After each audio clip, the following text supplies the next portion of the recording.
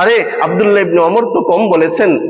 আবু দাউদ শরীফের 4650 নম্বর হাদিসের বর্ণনা, সাহাবায়ে কেরামের সামান্য ইবাদত, অল্প একটু ইবাদত আমাদের সারা জীবনের ইবাদতের চেয়ে উত্তম। ওয়ালাউ উম্মিরা উমারা নূহ, যদিও হযরত নূহ আলাইহিস সালাতু ওয়াস সালামের সমান হায়াত দেওয়া হয়, অর্থাৎ 950 বছর হায়াত দেওয়া হয়, সারা জীবন যদি দিনে ইবাদত, রাতে ইবাদত, দিনের বেলা সিয়াম, রাতের বেলা কিয়াম, দিনের বেলা রোজা, রাতের বেলা তেলাওয়াত করে কাটিয়ে দেই, তাহলে সাহাবায়ে কেরামের সামান্য ইবাদতের সমান আমাদের সারা জিন্দেগির ইবাদত হবে না।